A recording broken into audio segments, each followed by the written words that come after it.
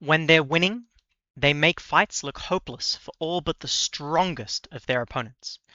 And when they're behind, they make every game a ruthless struggle to close out against them.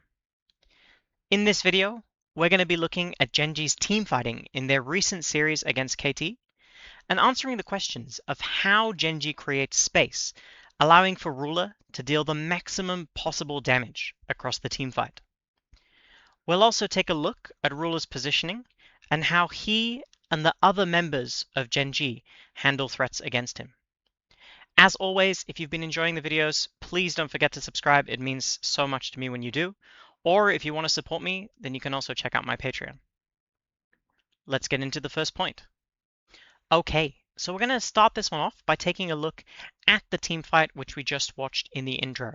Now for this team fight, it is an absolutely incredible one from Gen.G because they are 5,000 gold behind and they will not win the fight, but it'll go close enough that the members of Gen.G are going to be able to pick up the dragon, and KT is going to have to use teleports in order to come back just so that they can slightly win this fight. So this was a really cool fight from Gen.G, and so many of the members of the team played this fight really well. Before we begin looking at any fight, we need to take a look at the pre-positioning. What that means is where each player has decided to stand or position themselves before the fight even begins.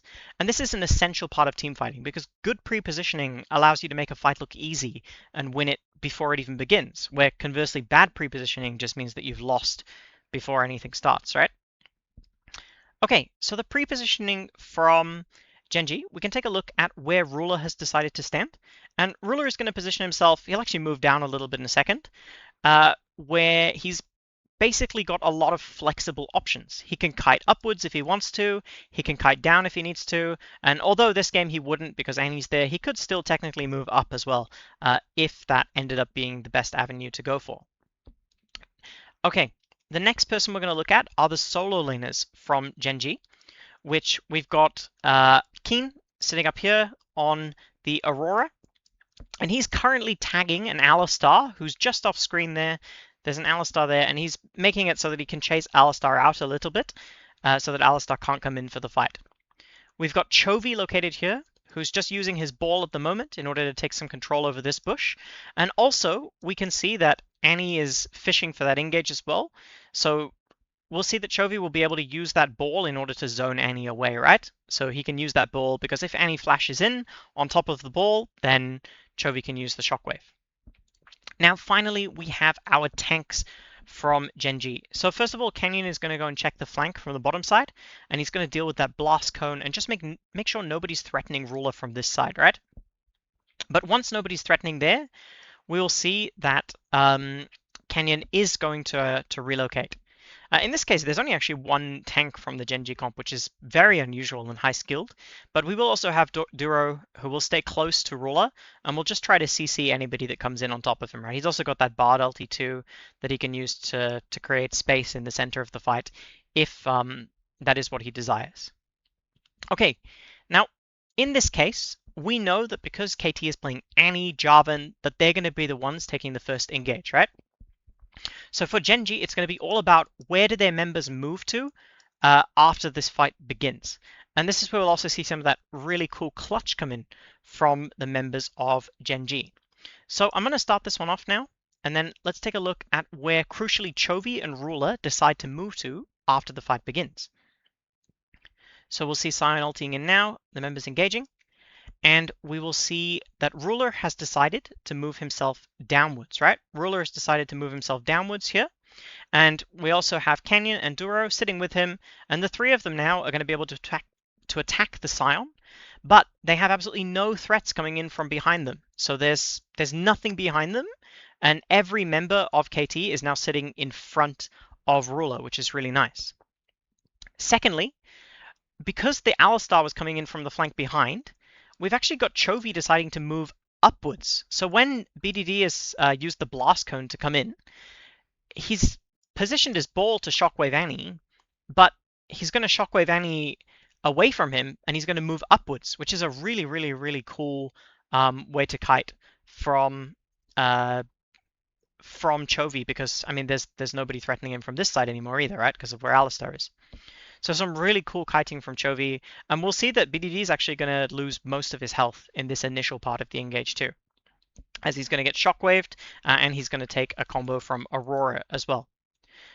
After the fight begins, it is very much try to hold your formation as much as you can.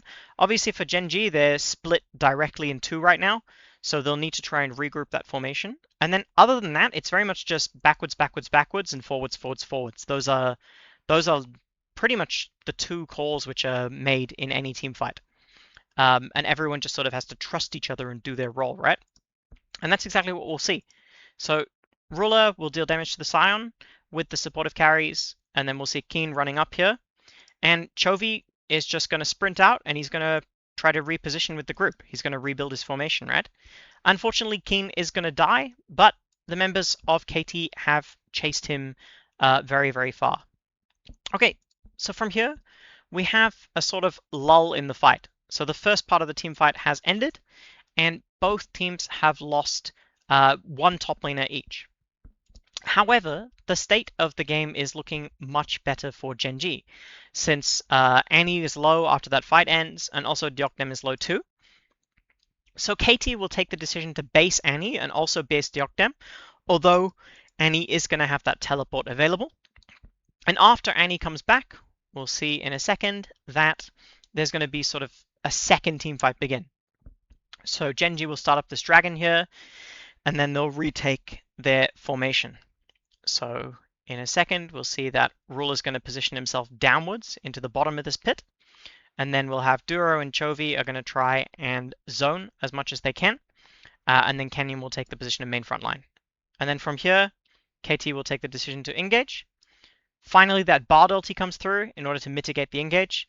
And then Ruler, again, positioning himself very safely so that he can deal a lot of damage.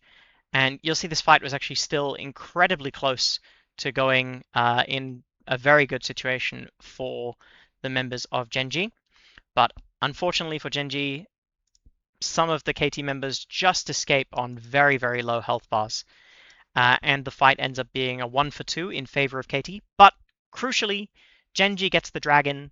And honestly, what can you do? You're 5k behind. The enemy team has extra health bars from those teleports. I don't think that there's much more you could ask from the members of Gen.G in this case. You can see their Ruler 8,000 damage across that team fight, which is absolutely incredible. Okay, let's take a look at our second team fight. The second fight which we are going to look at is going to be a pretty big stomp of a fight from Gen.G. And I want to show you guys this one because I want to show you if a team is in a good position and they pre-position well and play the fight well, then closing out a game can almost seem effortless, especially if the enemy team makes mistakes in their positioning before the fight begins. So, to start off with, we can see that Ruler is positioned as far away from the threats on him as possible. Ruler does get outranged by Cassiopeia and by Aphelios, and so he's positioned as far away as possible. And as far as CC goes, Rakan is potentially kind of the only threat onto Ruler here. There is Ambessa, but hitting Ambessa ulti onto Lucian, who has a dash and also still has flash in the kit, is not the easiest thing in the world to do. So I think Ruler's not massively afraid of Ambessa in this fight. Okay, we've also got Chovy, who, if you look at the minimap, is sort of positioned off this way, and he's going to look to flank around onto the members of KT. And Ryze also has a great interaction with Rakan as well, who's positioned here, so he's kind of squeezing Rakan inwards as well. Next one, we've got Keen, who has positioned himself on this bottom part of the fight, but still in the group. And this is a cool position for Keen because he can move forwards, and it opens up a lot of space for Ruler, because for BDD and Deokdem, even though they may want to try and hit Ruler, it's really, really challenging for them because they have to be very afraid of that Gwen, and they have to move backwards, which means that they'll end up exposing Cuz, right? And allowing him to get one shot. And then finally, the final actors, I'll just clear the page before I do the final ones, is for Canyon and Duro, who are our tanks in this fight. Canyon is our main tank in the fight. Obviously, Xin Zhao is a bruiser, but the ulti from Xin Zhao allows him to be the main tank in the fight as long as that ultimate is going off. And so he's just going to charge straight in the center, and he'll be our main frontline wall in the center of the fight. And then for Duro, he'll stay a little bit behind, close to Ruler, because he wants Ruler to be able to use his passive. But he's still able to be flexible, right? And fill in the gap if there is any gap to be had. Okay, and as I mentioned before, when a team fight begins, you want to look at A, how people kite out the engage, and then B, the decision to move forwards and backwards whilst trying to hold that formation. We'll just play ahead and see how that plays out, which is that Gwen will go in, and we talk about the fact before that Cassiopeia will try to fight him, but Deoknem will get chased further and further away. So all this time, you can see that Trundle has been taking tons of damage from Lucian, from Canyon. Lucian's using his ultimate now. And Gwen is going on these two, but there's no damage coming back from KT because they have to run away and they can't hit. Ryze is also coming around on this flank too. And then from here, Trundle will get killed, and the formation from KT is in shambles, right? Cassiopeia played forward, so Cassiopeia is really far up and is about to die. Deoknem has kited down to this part, and Perfect is still holding his original position up on the top side of the fight. And then Rakan obviously has just retreated back into the center. So there's no formation from any of the members on KT. Where for Gen.G, now they can see this is the way to go, right? There's no formation from KT. They've already one-shot Trundle. So from here on out, Gen.G will just say, we've won, so just keep on charging forwards. Okay, and we'll just play out the rest of the fight. BDD will get killed, and then they'll also pick up Peter, and then they'll just chase down the other members. Now, I know this fight isn't as exciting as that crazy comeback that we saw in the first one from Gen.G, but it's just another great example of if your formation is bad and doesn't hold together well, like KT's, then you just lose the game instantly versus Gen.G, who is already a little bit ahead in this game, has the Dragon Soul, and is in a good position. Okay, I'm going to finish off the video there. I have uploaded a couple of new things to the Patreon, so if you are interested in supporting me, then you can check that out. It would be a dream one day that I could get paid to do this, but it's not essential. You don't have to. I'd just appreciate if anyone is willing to. And finally, I'd also really love it if you guys would subscribe to the channel. Okay, thanks for watching. See you next time.